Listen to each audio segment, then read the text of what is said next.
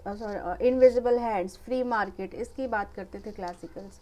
और जिसका बिल्कुल से उल्टा हुआ आपके 1929-30 की जो मंदी थी उसमें उसका बिल्कुल से उल्टा देखने को मिला इन वेस्टर्न कंट्रीज़ को। तो यहाँ पर कीन्स आते हैं। कीन्स ने इस स्टडी को समझने की कोशिश की। तो कीन्स ने इस बात को समझने की कोशिश की और समझा भी, और उन्होंने अपनी पुस्तक दिया the general theory of employment, interest and money. 1936 में ये पब्लिश हुई थी। बाय नाउ बहुत लोग, आप लोगों में से जानते होंगे इस बात को। और उसमें इन्होंने बताया, रीजंस दिए, मॉडल दिया कि किस प्रकार जो अर्थव्यवस्था है ये ज़रूरी नहीं है कि उसमें ऑलवेज़ फुल एम्प्लॉयमेंट बरकरार रहे। ठीक है, तो कीन्स बताते हैं कि इकॉनमी जो है वो फुल एम्प्लॉयमेंट लेवल से कम पर भी इक्विलिब्रियम पोजीशन पे या संतुलन की अवस्था में रह सकती है। ठीक है, इसके लिए उन्होंने अपना मॉडल जो दिया उसको कीन्स का रोज़गार सिद्धांत बोला जाता है। आप जानते हैं कीन्स का जब हम नाम लेते हैं तो एग्रीगेट डिमांड और एग्रीगेट सप्लाई का नाम आता है। ठीक है, ये क्या है? ये दो फंक्शंस हैं जिसके द्वारा अर्थव्यवस्था में कीन्सियन इक्विलिब्रियम प्राप्त होता है। ठीक है, कीन्स का रोज़गार सिद्धांत तो 1936 में इन्होंने क्या दिया था? The general theory of employment,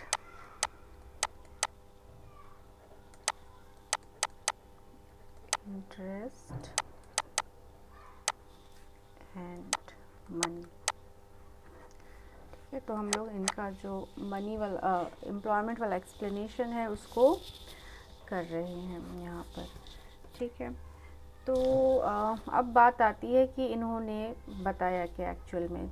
तो इनके इक्विलिब्रियम को प्राप्त करने के लिए, उसको समझने के लिए हमें दो शक्तियों को समझना पड़ेगा जो कि हैं आपके एग्रीगेट।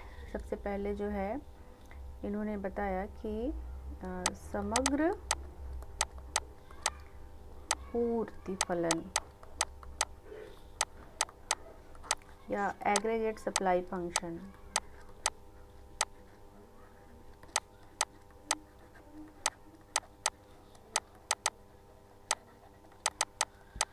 ठीक है, तो पूर्ति की, डिमांड की बात आप पहले भी कर चुके हैं ना। सप्लाई फंक्शन किस तरह का होता है? कुछ इस तरह का होता है। और माइक्रो इकोनॉमिक्स में जब आप डिमांड पढ़ा होगा आपने, डिमांड कर्व, तो इस तरह का नेगेटिव स्लोप वाला फिगर आपके पास होता है। ठीक है, लेकिन यहाँ पर जो पूर्ति फलन, जिस पूर्ति फलन की हम बात कर रहे हैं वो क्या है? एग्रीगेट है, समग्र पूर्ति फलन है। अर्थात पूरी अर्थव्यवस्था में जो सप्लाई को मेंटेन करने के लिए जो लेबर एम्प्लॉय करना पड़ता है, हम उसकी बात कर रहे हैं। ठीक है, तो एग्रीगेट सप्लाई फंक्शन लिख लीजिए इसमें, Keynes aggregate supply function.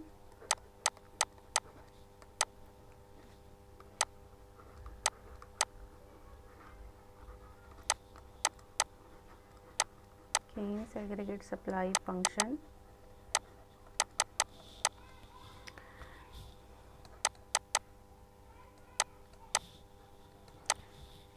shows the relationship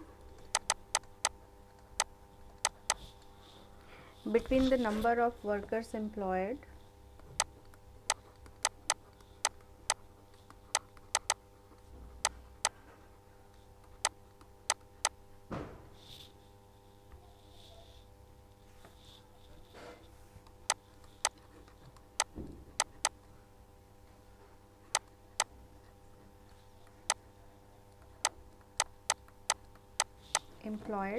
and the receipts which all firms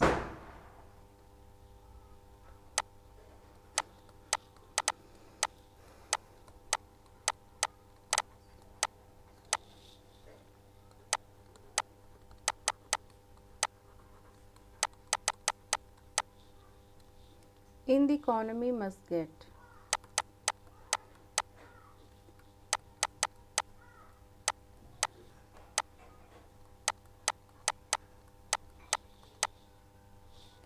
If it is just worth employing them.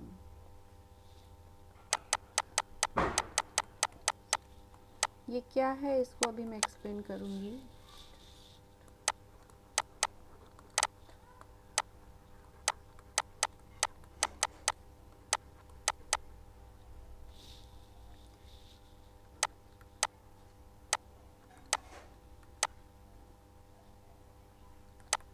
Prices remaining the same, मतलब स्थिर कीमतों पर हम बात कर रहे हैं. इन्फ्लेशन या जो प्राइस रिडक्शन की जो सिचुएशन है वो उसको हमने न्यूट्रल माना हुआ है. ठीक है, उसको हम उसकी बात नहीं कर रहे हैं. एनालिसिस में हमने इन्फ्लेशन या प्राइस जो वैल्यू ऑफ मनी है उसमें क्या चेंजेस होते हैं उसकी बात हम लोग नहीं कर रहे हैं. तो एग्रीगेट सप्लाई जो फंक्शन है या जो कर्व है, इसमें 2-3 चीज़ें हैं ध्यान देने के लिए. Relationship between number of workers है ना, एम्प्लॉयमेंट की बात हम लोग कर रहे हैं, एम्प्लॉयमेंट लेवल के डिटर्मिनेशन के निर्धारण की. तो ऑब्वियसली इसमें वर्कर्स का नाम तो आएगा ही. और क्या बात हो रही है यहाँ पे, किसके बीच में रिलेशनशिप है? Receipts which all firms in the economy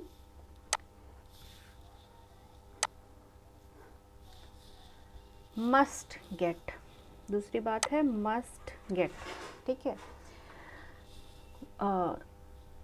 श्रमिकों के एक सर्टेन या निश्चित मात्रा को रोज़गार में रखने से, ठीक है, कितनी आय या कितनी रिसीट्स इनको मिलेगी. किसको मिलेगी? फर्म्स को.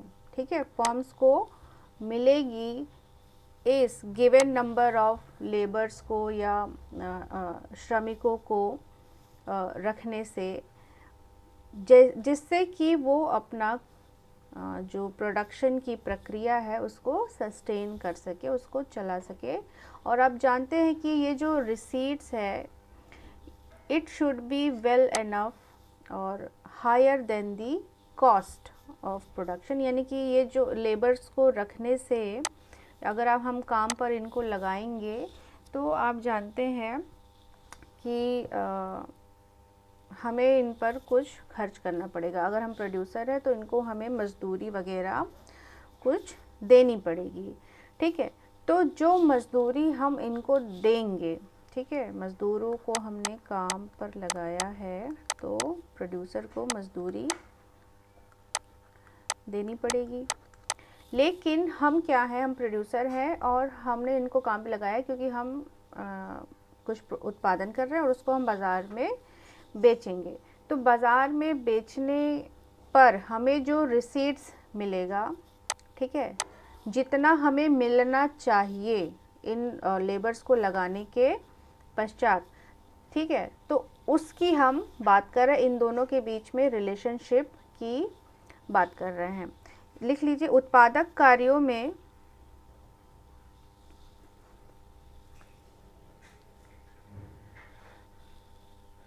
अर्थव्यवस्था में श्रमिकों की किसी एक संख्या को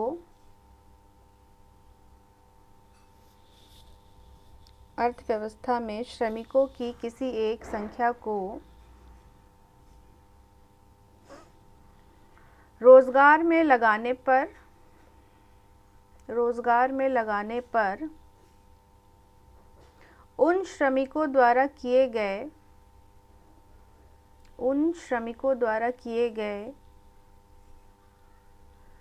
समस्त उत्पादन की कुल लागत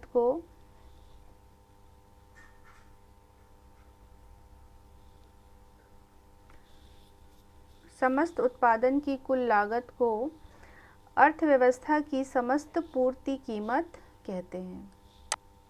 ये लिख दे रहे हैं, अर्थव्यवस्था में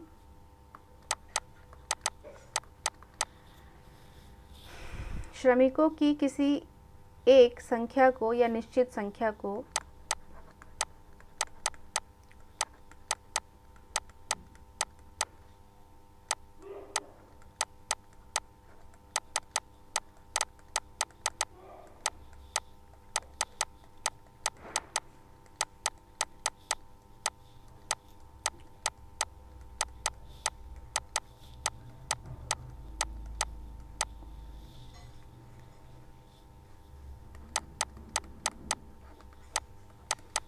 उन श्रमिकों द्वारा किए गए समस्त उत्पादन की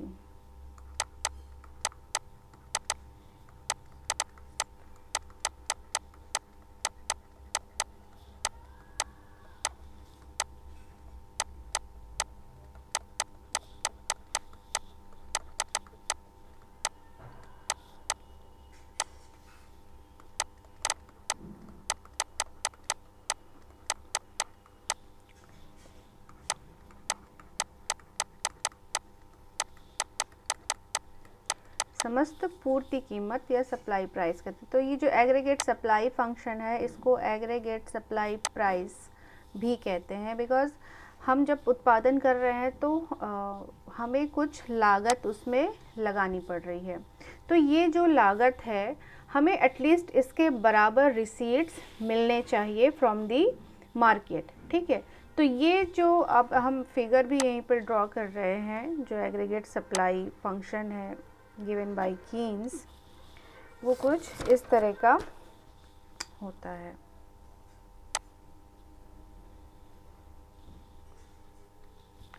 ठीक है, एक लेवल पर आकर ये वर्टिकल हो जाता है, एक शार्प यहाँ से डिपार्चर देखने को मिलता है।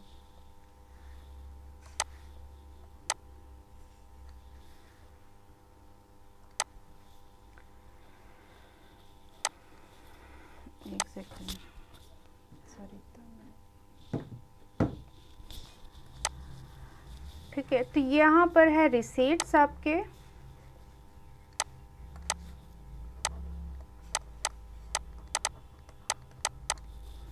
या प्राप्तियाँ,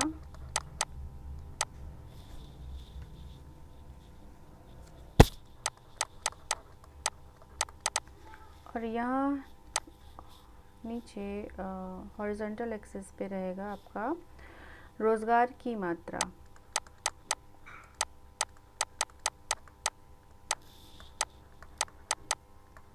ठीक है, तो ये एग्रीगेट या एएस एग्रीगेट सप्लाई कर्व है, या समग्र पूर्ति वक्र चाहे आप इसे कहें, या समग्र पूर्ति कीमत कहें इसको।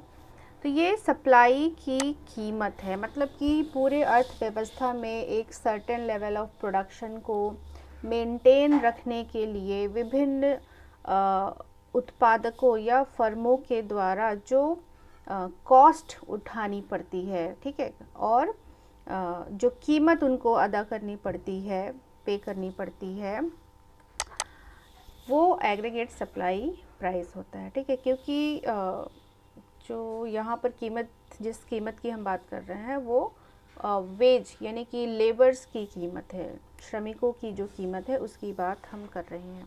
और जो श्रमिक जो लेबर लगाते हैं घूम फिर के वहीं पे आता है, जितना श्रमिक लेबर लगाएगा उसी हिसाब से प्रोडक्शन भी जनरेट होता है, उत्पादन भी सृजित होती है।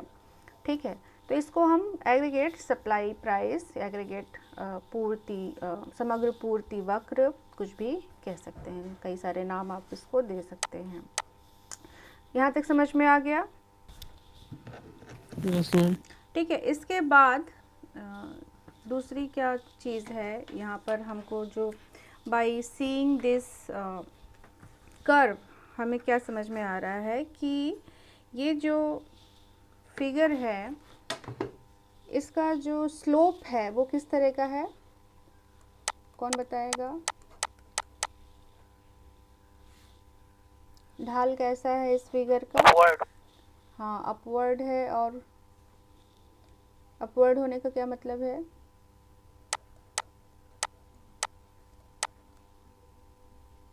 धनात्मक है ना? बढ़ते हुए है, धनात्मक। हाँ, बढ़ते हुए है, धनात्मक है। जो क्या शो कर रहा है? ये शो कर रहा है कि ये जो दोनों वेरिएबल्स हैं, चर हैं दोनों आसपास, इनके बीच में कैसा संबंध है?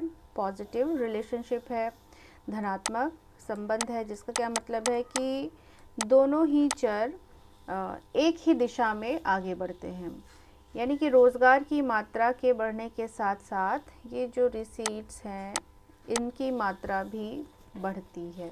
जैसे जैसे आप लेबर एम्प्लॉयमेंट ज़्यादा करते हैं जो अर्थव्यवस्था में रिसीट्स जनरेट हो रही हैं उनकी मात्रा भी बढ़ रही है। लेकिन आप देख सकते हैं कि इस फिगर में जो स्लोप है वो डिफरेंट रेंजेस में डिफरेंट है। जैसे कि यहाँ पर जो स्लोप है वो काफ़ी कम है, ठीक है। यहाँ पे हम टेंजेंट अगर ड्रॉ करते हैं तो स्लोप कुछ इस तरह से है, यहाँ पर और कम है, फिर थोड़ा बढ़ा, फिर जैसे जैसे हम टेंजेंट ड्रॉ करते हैं जो स्लोप है डिफरेंट पॉइंट्स पर वो बढ़ता जाता है और एक जगह आकर ये बिल्कुल से वर्टिकल हो जाता है ना। ये क्या दिखा रहा है? ये दिखा रहा है कि जो एग्रीगेट सप्लाई प्राइस है उसकी मात्रा डिफरेंट रेंजेस में डिफरेंट होती है, ठीक है। इसकी जो प्राप्तियां हैं उसके बढ़ने की दर जो है वह चेंज होती रहती है, जिसका मतलब है कि जैसे जैसे पेज मान लीजिए इसको हम डिफरेंट नाम दे ठीक है। तो इस पे जो स्लोप्स हैं वो डिफरेंट है, जो क्या दर्शा रहे हैं, ये कुछ बातों की ओर इशारा करते हैं। पहली बात तो जो स्लोप है किसी एग्रीगेट सप्लाई कर का, it depends on the physical और technical conditions of the production. Physical and technical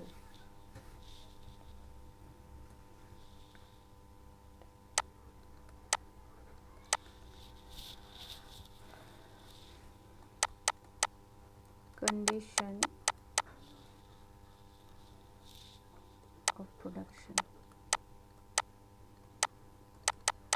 physical और टेक्निकल या जो भौतिक और तकनीकी शर्तें होती हैं उत्पादन की, लिख लीजिएगा, भौतिक और तकनीकी शर्तें उत्पादन की, वो क्या होती हैं? ये बताती हैं कि आप जब विभिन्न आगतों को मिलाकर, है ना, फैक्टर्स ऑफ प्रोडक्शन को जब आप एम्प्लॉय करते हैं तो उसके द्वारा आपको कितनी प्रोडक्टिविटी प्राप्त होती है। यानी कि जो टेक्निकल कंडीशंस क्या है कि आपने लेबर की कितनी मात्रा ली है और कैपिटल की कितनी मात्रा ली हुई है। और आप इस फिगर में जानते हैं कि हम सिर्फ लेबर को वेरिएबल मान रहे हैं। हमारा जो प्रोडक्शन फंक्शन हमने यहाँ पर लिया हुआ है, हाँ, हमने यहाँ पर कुछ इस तरह का अज्यूम करके हम चल रहे हैं कि कैपिटल जो है इट इज़ कांस्टेंट, क्योंकि केन्स जो है वो शॉर्ट रन टर्म्स की बात करते हैं, है ना। तो शॉर्ट रन में आप जानते हैं it's not possible to change और vary the level of capital. आप कैपिटल में बहुत ज़्यादा परिवर्तन नहीं कर सकते। हम सिर्फ लेबर को वेरिएबल मान रहे हैं, इनकी मात्रा घटा बढ़ा सकते हैं। तो given the fixed level of capital, आपकी जो लेबर एम्प्लॉयमेंट की जो मात्रा है, जब आप इसको सिर्फ बढ़ाते जाते हैं तो एक पॉइंट के बाद जो है इसमें बढ़ोतरी आती जाती है। यानी कि जो पेमेंट इनको करना है आपके प्रोड्यूसर्स को, लेबर को, ये बढ़ता जाता है, ठीक है। It depends on the cost और the marginal cost of the production. तो ये धीरे धीरे जैसे जैसे रोज़गार की मात्रा बढ़ती जाती है अर्थव्यवस्था में, वैसे वैसे ये जो कॉस्ट है, इस पूर्ति कीमत को आप पूर्ति की लागत भी आप कह सकते हैं, है ना। कुल लागत है ये, जो कि लेबर एम्प्लॉयमेंट के साथ बढ़ जाती है। और ये जो एग्रीगेट सप्लाई कर्व है, इसका शेप डिपेंड करता है इसी physical and technical conditions of the production. अगर physical and technical conditions of production rising है तो इसका स्लोप जो है वो बढ़ता चला जाएगा, ठीक है। तो एग्रीगेट सप्लाई यहाँ पर आपको काफ़ी समझ में आ गई होगी, ठीक है। जी मैम एक डाउट था। बोलिए। कहते हैं एक डाउट है। हाँ बोलिए। पूछें? हाँ पूछिए। कहें रिसिप्ट के अंतर्गत कौन कौन सी चीजें कहें रिसीट्स, रिसिप्ट के अंतर्गत कौन कौन सी चीजें यहाँ आती पर हैं? देखिए सिर्फ रोजगार की बात हो रही है ना, लेबर एम्प्लॉयमेंट वही की बात हो प्राप्तियां। रही है। हाँ, तो उन्हीं की जो वेजेस है उसकी बात हम लोग कर रहे हैं इस संदर्भ में। अभी एग्रीगेट सप्लाई फंक्शन यस हम मैम, लोग हाँ ठीक। उसको कर रहे हैं ना, तो इसकी बात कर रहे हैं वेजेस की। क्योंकि जो वेज के रूप में ही हम उनको पेमेंट करेंगे, प्रोड्यूसर्स को जो लागत आएगी वेज के रूप में आएगी। ठीक है, तो एक certain level of yes production को सप्लाई, जो एग्रीगेट मतलब यस अर्थव्यवस्था में जिन जिन समस्त चीज़ों की सप्लाई हो रही है उसको मेंटेन रखने के लिए जो कॉस्ट उठानी पड़ रही है प्रोड्यूसर्स को, वो श्रम के रूप यस। में जो हम उनको पेमेंट कर रहे हैं वो आ रही है, बिकॉज और सारी चीज़ों को हमने कांस्टेंट मान रखा है। ठीक है, ये हो गया आपका एग्रीगेट सप्लाई। मैम किन किन हाँ,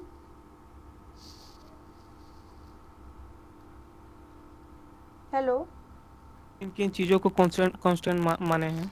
देखिए करें किन किन कैपिटल, चीजों को कांस्टेंट माना गया है? कैपिटल में बाकी सारी चीज़ें आ जाती हैं, आपकी पूंजी से जो रिलेटेड है। टाइम को भी एक तरह से, ये जो एनालिसिस है स्थैतिक है, डायनामिक नहीं है, तो समय जो मतलब जो एनालिसिस है वो लैग्ड नहीं है, समय पश्चिता नहीं है, तो उसको समय को भी कांस्टेंट माना है, कैपिटल को भी कांस्टेंट, और टेक्नोलॉजी को कांस्टेंट माना है। प्राइसेस रिमेनिंग द सेम, पहले ही कह दिया है ना, प्राइसेस। यहाँ पे अजम्पशंस आप लिख लीजिए कहीं पर, अजम्पशंस। Yes ma'am.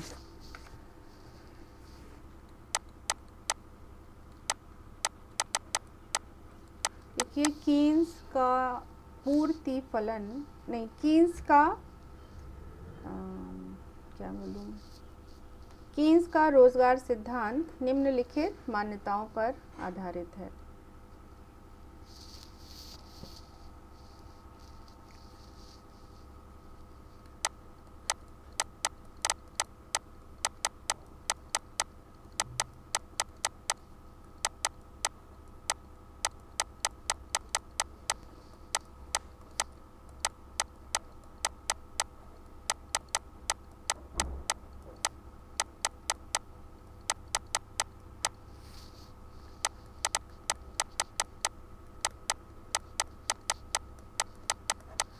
नंबर 1,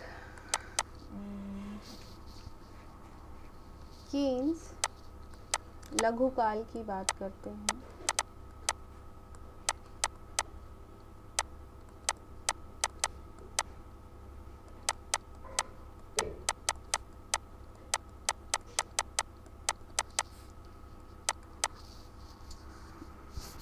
उनके विश्लेषण में समय पश्चिता विद्यमान नहीं है। विश्लेषण में समय पश्चिता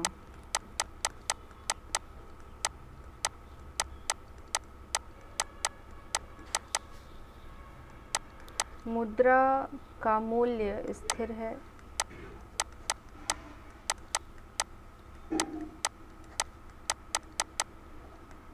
स्थिर है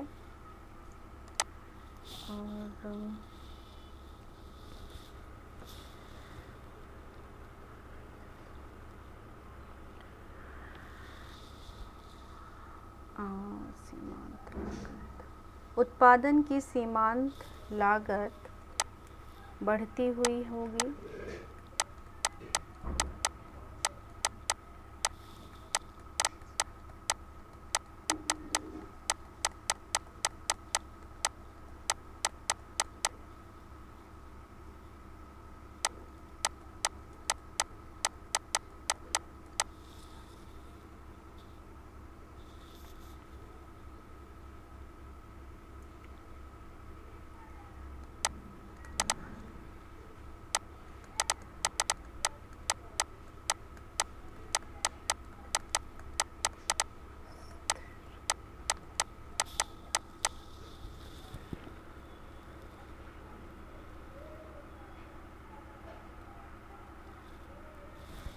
ठीक है, तो ये कुछ अजम्पशंस हैं जो कीन्स ने माने।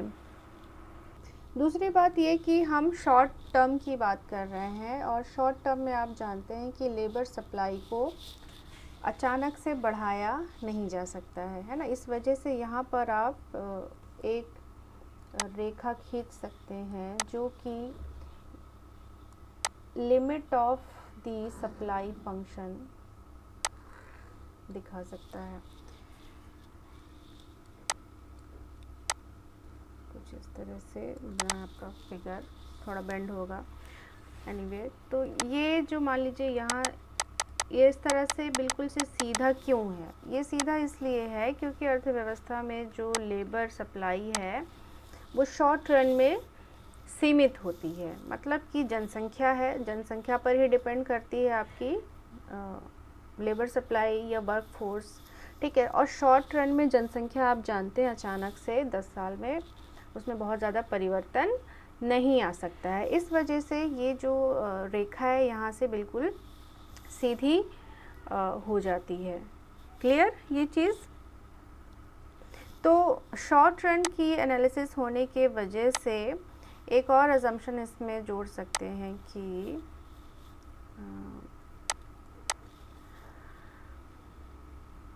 श्रम की मात्रा, अर्थव्यवस्था में श्रम की मात्रा सीमित होगी या श्रम की मात्रा की एक सीमा होगी। व्यवस्था में श्रम की या श्रमिकों की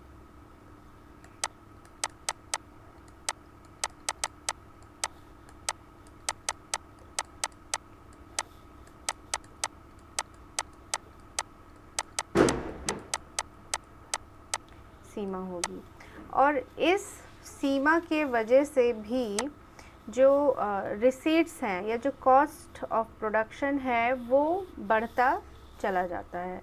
क्योंकि जैसे जैसे अर्थव्यवस्था में more and more labours employment में इंडल्ज हो रहे हैं, उनकी बची हुई मात्रा क्या होती जाएगी? कम होती जाएगी, है ना। मान लीजिए अभी इस पॉइंट पर N1 एम्प्लॉयमेंट लगा हुआ है और रिसीट्स जो हैं या जो वेज रेट है समथिंग R है, W कहें इसको, ठीक है। तो फिर ये W1 है और फिर कुछ और लेबर्स एम्प्लॉयमेंट में आ गए, तो वेज रेट या जो कॉस्ट ऑफ प्रोडक्शन है, रिसीट्स हैं, वो क्या होंगे? वो भी बढ़ जाएंगे, ठीक है। और फिर जैसे जैसे एम्प्लॉयमेंट बढ़ेगा इसमें भी बढ़ोतरी आएगी।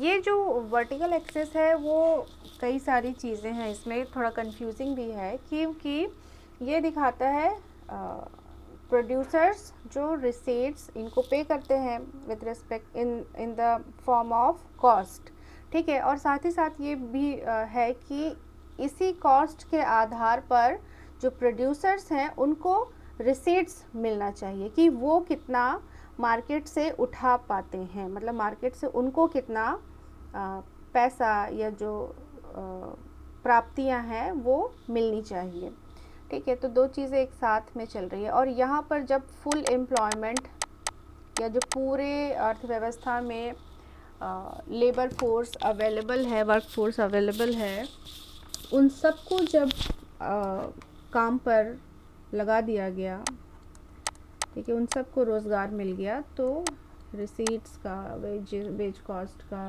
प्रोडक्शन कॉस्ट का जो लेवल है यहाँ पर होगा सबसे हाईएस्ट। और उसके बाद भी अगर हम चाहें कि ये जो रिसीट्स की मात्रा है ये बढ़ा दें, और ये सोचते हुए कि इन दोनों के बीच में पॉजिटिव रिलेशनशिप है, तो ऐसा पॉसिबल नहीं हो पाएगा। बिकॉज लेबर सप्लाई क्या है, श्रमिकों की मात्रा या जो लेबर सप्लाई जो है वो शॉर्ट रन में कांस्टेंट है, मतलब लिमिटेड है, उसको और नहीं बढ़ाया जा सकता है। अगर उसके बाद भी आप सोचेंगे बढ़ाएंगे तो बस ये जो रिसीट्स है या वेजेस है, कॉस्ट है, ये बढ़ेंगी, इसमें कोई अंतर नहीं आएगा। तो ये आपका सप्लाई फंक्शन हो गया है। इसके बाद डिमांड फंक्शन की बात आती है।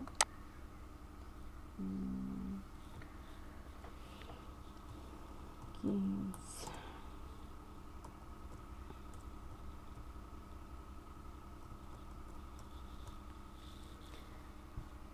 Number 2, aggregate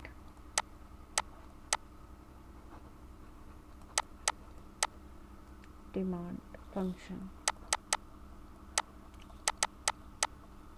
ठीक है, एग्रीगेट डिमांड फंक्शन क्या है इसमें लिख लीजिए।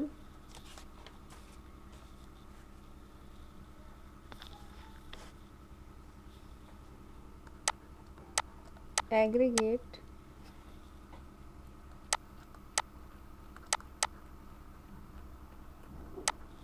डिमांड फंक्शन क्या कहता है कि क्या लिखा रही थी, aggregate demand function shows for each possible level of employment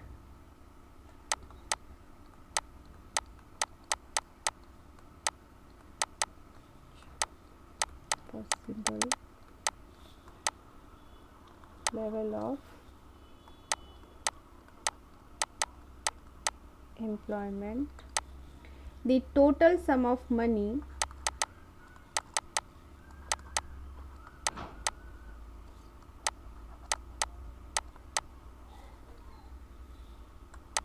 which all the firms or entrepreneurs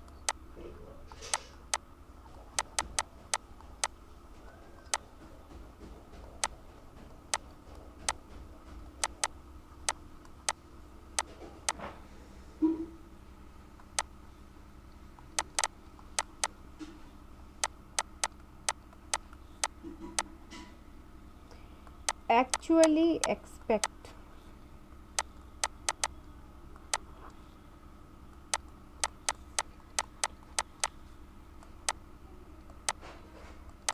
receive from the sale of output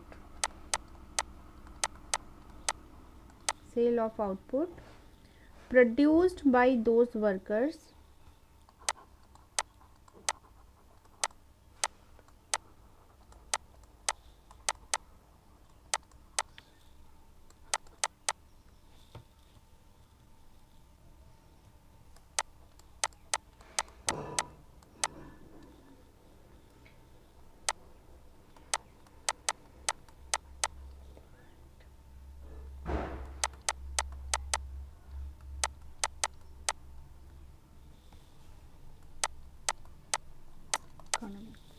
ठीक है। यहाँ पर क्या है, वहाँ पर मस्ट बी पेड और मस्ट गेट एक शब्द आया था जिसको मैंने अंडरलाइन किया था, और यहाँ पर क्या है कि एक्चुअली एक्सपेक्ट, यहाँ एक्सपेक्टेशंस की बात हो रही है। ठीक है, बिकॉज इकोनॉमिक्स में जब हम एंटरप्रेन्योर्स की बात करते हैं, इन्वेस्टमेंट की बात करते हैं, तो वहाँ पर ये शब्द एक्सपेक्टेशंस कई बार आता है, ज़रूर आता है। ठीक है, तो ये हम डिमांड की बात कर रहे हैं, बहुत ही एक्चुअली कॉम्प्लिकेटेड है। तो ये डिमांड की बात यहाँ पे क्या इसका संदर्भ है या क्या इसका मतलब है कि जो एंटरप्रेन्योर्स हैं उनका एक्सपेक्टेशंस, उनकी एक्सपेक्टेशन क्या है कि कितना डिमांड जनरेट होगा एक्चुअल में। ठीक है, डिमांड ऐसे जो हमारा जो डिमांड था वो उस तरह का एकदम सीधा सीधा नहीं है। यहाँ पर aggregate demand function shows for each possible level of employment, हर रोज़गार की मात्रा पर मिलने वाली जो रिसीट्स है या मनी, ठीक है, वो जो आपके उद्यमियों को मिलेगी और उसकी प्रत्याशा का स्तर कितना है। अगर हम टोटल फर्म्स को एग्रीगेट या उनका समेशन निकाल ले, उनका जोड़ कर ले, तो जो एग्रीगेट एक्सपेक्टेशंस है वो क्या है कि कितना हमको इस अर्थव्यवस्था में इन्वेस्ट करने से मिल जाएगा, और वो जो प्रोसीड्स हैं या वो जो मनी है वो किस पे डिपेंड करेगी। ये जो प्रोसीड्स हैं या जो मनी है ये डिपेंड करेगी on the demand generated in the economy. यानी कि जो सीधे सीधे शब्दों में जो उद्यमी हैं उनकी क्या आशा है कि अर्थव्यवस्था में कितनी डिमांड जनरेट होगी उन सभी वस्तुओं को बेचने से। ठीक है, from the sale of output, उन सभी वस्तुओं को बेचने से जो कि इन श्रमिकों के द्वारा उत्पादित की गई है। ठीक है, आपने सप्लाई प्राइस में देखा कि जो प्रोड्यूसर्स हैं उनको प्रोडक्शन करने के लिए कुछ कॉस्ट बेयर करनी पड़ती है। ठीक है, कुछ सप्लाई प्राइस देना पड़ता है। तो क्या वो जो सप्लाई प्राइस देंगे या देने वाले हैं, क्या उतनी डिमांड मार्केट में जनरेट होगी कि नहीं होगी। ठीक है, और इसका जो फिगर है, एक लाइन लिख लीजिए इसमें फिगर बनाने से पहले। अर्थव्यवस्था का समग्र मांग वक्र, अर्थव्यवस्था का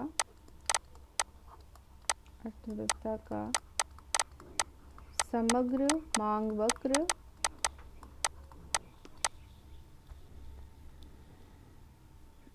रोजगार के विभिन्न स्तरों पर, रोजगार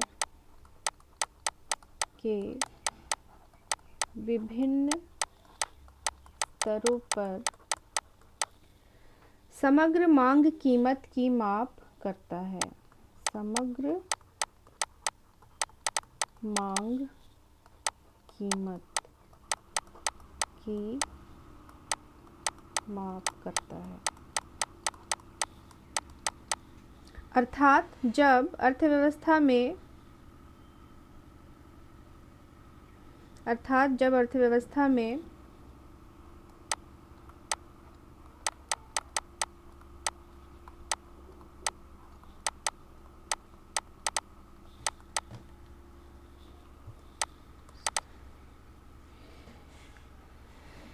श्रमिकों की किसी एक संख्या को, जब श्रमिकों की किसी निश्चित संख्या को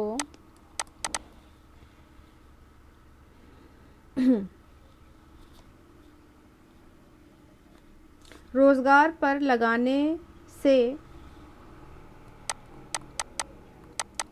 रोजगार में लगाने से जितना उत्पादन होता है, जितना उत्पादन होता है उसको बेचने से,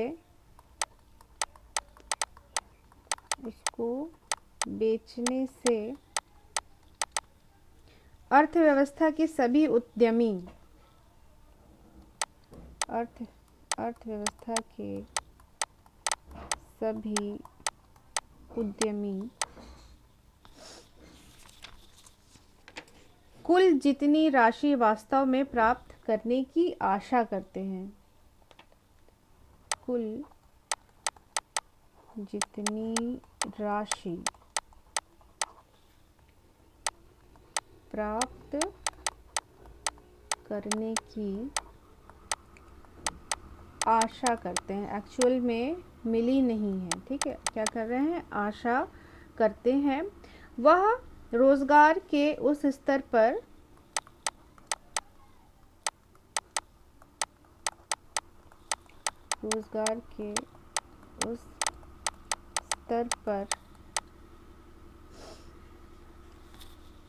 समग्र मांग कीमत होती है।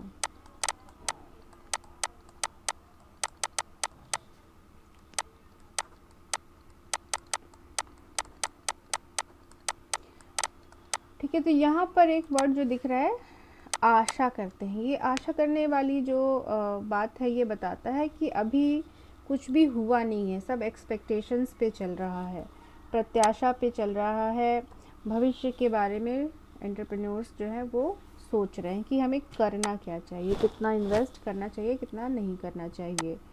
तो अब जो है एग्रीगेट डिमांड फंक्शन की तरफ हम लोग देखते हैं।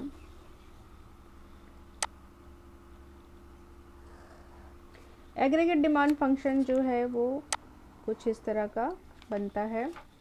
अगेन यहाँ पर रिसीप्ट्स ही है और यहाँ पर क्या है, लेबर एम्प्लॉयमेंट।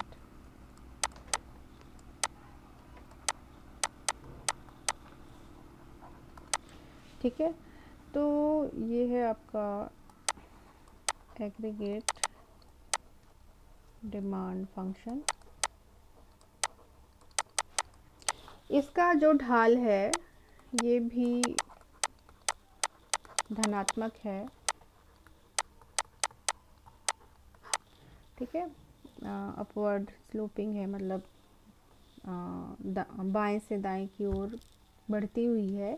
लेकिन इसका जो स्लोप है डिफरेंट रेंजेस में, उसमें फ़र्क है। सप्लाई में आपने क्या देखा था कि पहले कम था स्लोप और बाद में ज़्यादा हो रहा था, लेकिन यहाँ पर क्या है कि पहले स्लोप अधिक है, ढाल अधिक है इस फिगर पे, और जैसे जैसे हम आगे बढ़ रहे हैं वैसे वैसे ढाल जो है वो कम होता जा रहा है।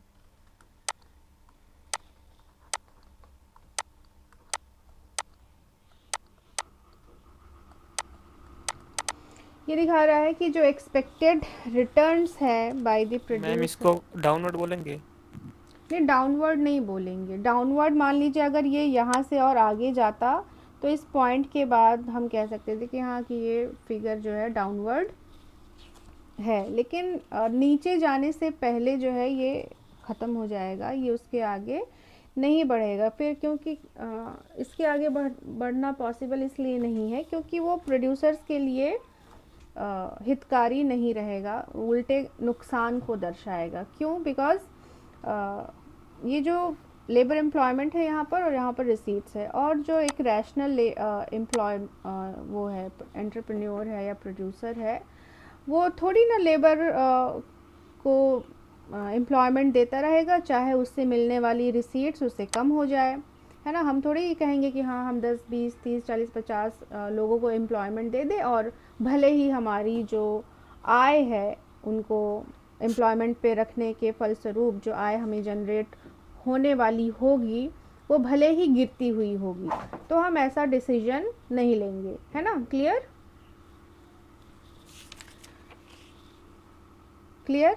Yes ma'am. हाँ, तो ये एग्रीगेट डिमांड कर्व जो है ये यस मैम। हाँ ऋणात्मक होने से पहले ही ख़त्म हो जाएगी, बिकॉज हम लोग अर्थशास्त्र में रैशनल प्रोड्यूसर्स की बात करते हैं। हम ऐसा नहीं कहेंगे कि हम चैरिटी में या समाज कल्याण में सबको रोज़गार देते फिरेंगे और चाहे हमको मिलने हम फ़कीर बन जाएं, ऐसा हम नहीं करेंगे। ठीक है, तो लेकिन यहाँ पर जो ढाल है इसका ये ज़रूर कम होने लगता है। जैसे जैसे हम एम्प्लॉयमेंट बढ़ाते हैं, रिसीट्स जो मार्जिनल रिसीट्स है वो उसमें कमी आने लगती है, अगेन बिकॉज ऑफ दी आपका जो कैपिटल वगैरह कांस्टेंट होता है उसके वजह से। तो दो फिगर हम लोग को मिल गए हैं। अब इक्विलिब्रियम के लिए हमें क्या करना है? इक्विलिब्रियम के लिए हम दोनों ही शक्तियों को, दोनों ही फोर्सेस को एक साथ रखते हैं, just like any other theory. यहाँ पर हम एग्रीगेट सप्लाई कर्व लेते हैं और एग्रीगेट डिमांड कर्व को उसके ऊपर इम्पोज करते हैं।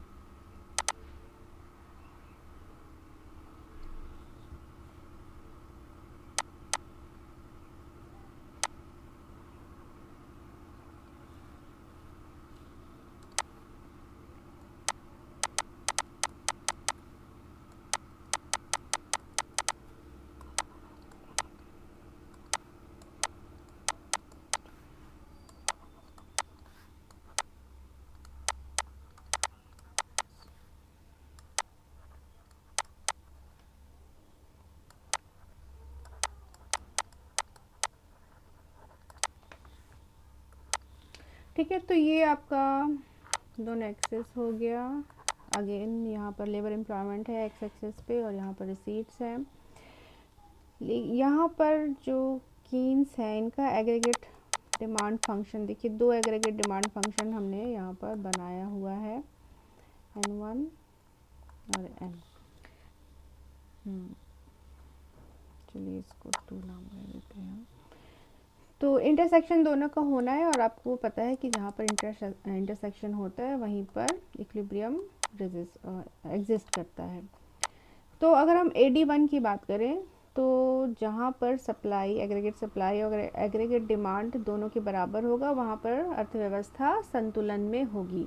तो पॉइंट E जो है वो भी एक संतुलन का बिंदु है, लेकिन ये जो संतुलन का बिंदु है ये पूर्ण रोजगार पर स्थित नहीं है, बिकॉज अर्थव्यवस्था में जो N1 और N2 की दूरी है, N1 N2, it is showing the level of unemployment in the economy।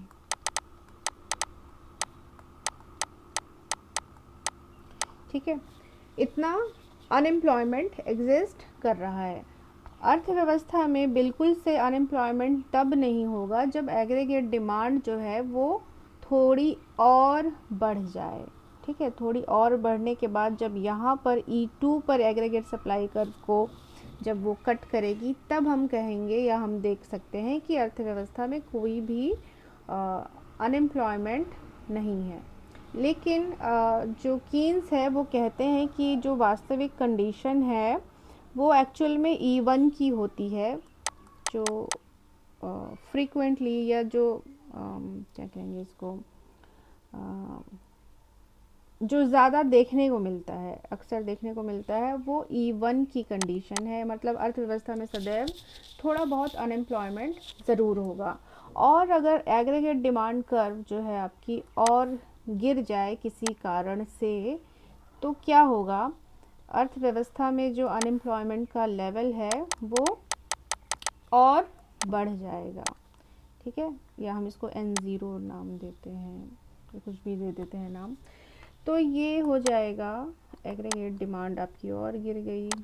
ठीक है, तो लेवल ऑफ एम्प्लॉयमेंट और गिर जाएगा, जैसे कि आपने कोरोना के केस में देखा। इस तरह से कोरोना के केस में तो बहुत सारे रीज़न थे, चाहे वो डायरेक्ट हो चाहे इनडायरेक्ट हो। तो एक्सपेक्टेशंस लोगों की बहुत लो हो गई।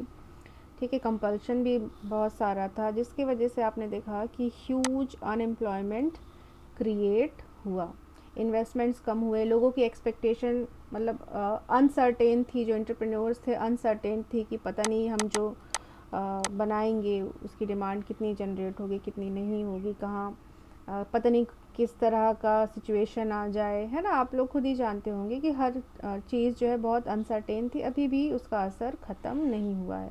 तो अगर इकोनॉमिक्स में एंटरप्रेन्योर्स जो बिजनेसमैन्स हैं, उनकी जो प्रत्याशा है वो भविष्य के लिए ठीक नहीं होंगी, मतलब कि सर्टेन नहीं होंगी, या उनको लगेगा कि भविष्य में हमको हानि हो सकती है, तो उनका इन्वेस्टमेंट का लेवल कम हो जाएगा। मतलब उनको ऐसा लग रहा है कि जो डिमांड जनरेट होने वाली है अर्थव्यवस्था में वो ज़्यादा नहीं है, वो पर्याप्त नहीं है, तो फिर वो उतना लेबर एम्प्लॉयमेंट नहीं करेंगे, लेबर को एम्प्लॉय नहीं करेंगे, और जो अर्थव्यवस्था है उसमें जो संतुलन का बिंदु है वो पूर्ण रोजगार पर स्थित नहीं होगा, उससे कहीं नीचे कहीं लेफ्टवर्ड एग्जिस्ट करेगा। क्लियर?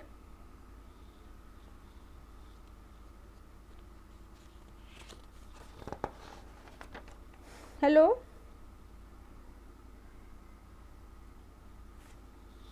हेलो, मेरी आवाज़ नहीं जा रही? Yes ma'am. हाँ, ठीक है। तो ये आपका कीन्स का आ रही है मैम। हाँ, कीन्स का रोजगार सिद्धांत ये आपका कंप्लीट हो गया है। आप इसमें ऐसे हॉरिजॉन्टल लाइंस खींचकर रिसीट्स को भी लोकेट कर सकते हैं।